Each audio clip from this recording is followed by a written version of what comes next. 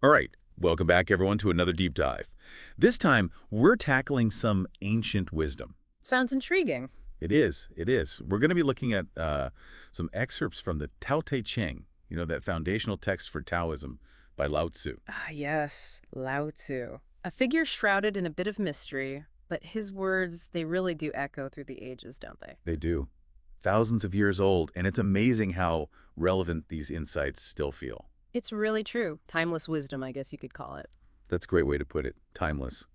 And, one thing that always strikes me about the Tao Te Ching is how paradoxical it can be. So we're going to try to unpack some of that today. Explore this idea of the Tao, what it is, what it isn't, or maybe what it can't be. The Tao that can't be spoken. That's where the real journey begins, I think. I think you're right. Let's jump right in. It starts off with these lines, right? The Tao that can be told is not the eternal Tao. The name that can be named is not the eternal name. Kind of a mouthful, but so powerful. Right from the start, Lao Tzu is really throwing down a challenge, isn't he? He is.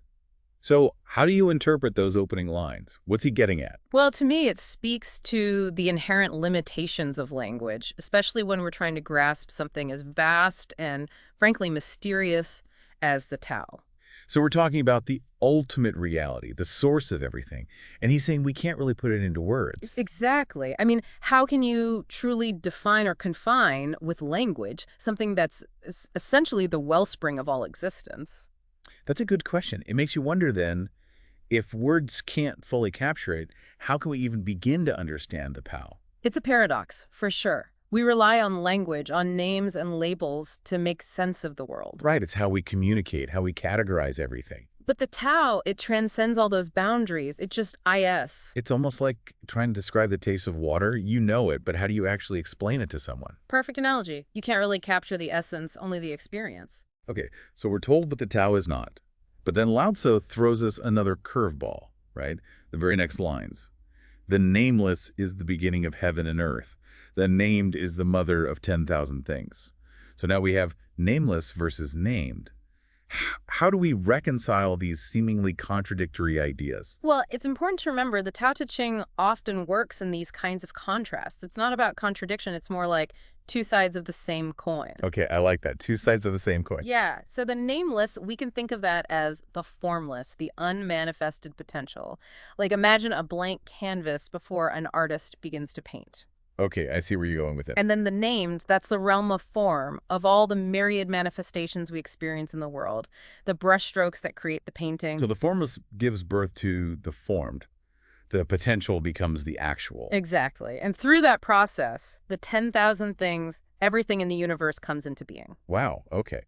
It's like everything we perceive, it all stems from this underlying formless source. That's the core idea, yeah. And I think there's a subtle message here, too, about not getting too caught up in labels and categories. Like not getting stuck in our rigid ways of thinking. Yeah, because that can actually prevent us from fully experiencing the interconnectedness of everything. And wouldn't you say this concept of an underlying unity, it's actually reflected in a lot of modern scientific thinking, too? Absolutely. You know, like in physics, the idea of a unified field where all the fundamental forces of nature are thought to originate from a single source. I often wonder what Lao Tzu would think about our modern attempts to understand the universe through science. Me too. I mean, it seems like he'd appreciate the quest for knowledge, but maybe also caution us against getting too bogged down in the details. Definitely. Science gives us incredible tools, but it also tends to focus on dissecting and labeling. Sometimes that can lead us away from experiencing the wholeness, the unity that the Tao Te Ching points to. All right, let's move on to another passage that I find particularly intriguing. It's about desire and how that influences our perception. Ever desireless, one can see the mystery. Ever desiring, one can see the manifestations. What do you make of that connection between desire and how we experience the world? Yeah, this is where the Tao Te Ching gets really insightful about human nature. It doesn't condemn desire. It acknowledges it as a fundamental part of who we are. So it's not saying we should try to eliminate all desire. No, not at all. It's more about understanding the role desire plays in shaping our reality. The text suggests that when we're constantly chasing after things, we might miss the underlying interconnectedness of it all. Like we're so focused on what we want, we don't see the bigger picture. Exactly. And I think that can lead to a sense of separation, a feeling of being disconnected from the flow of life. But if we can cultivate a sense of desirelessness, then we're able to perceive the mystery. What does that even mean, being desireless? It doesn't mean living a life devoid of passion or ambition or, not having any desires at all. It's more about finding a kind of inner stillness, a space where we can observe our desires without being completely consumed by them. So it's not about suppressing desire, but more about being aware of it and not letting it control us. Yes, I think that's a good way to put it. It's about finding that balance. It makes me think of mindfulness practices, like meditation, that idea of observing your thoughts and emotions without judgment.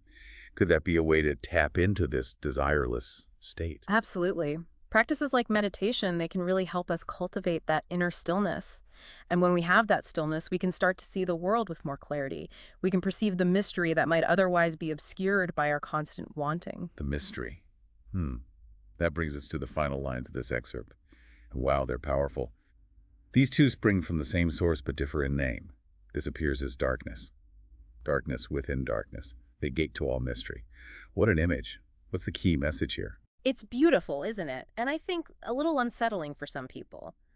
But the darkness here, it's not meant to be negative or scary.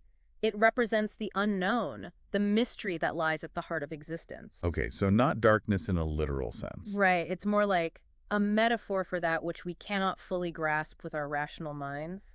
And Lao Tzu is reminding us both the formless and the formed, the nameless and the named, they all ultimately emerge from the same source, the Tao. The Tao. That's a profound thought. That everything is interconnected. It all comes from the same source.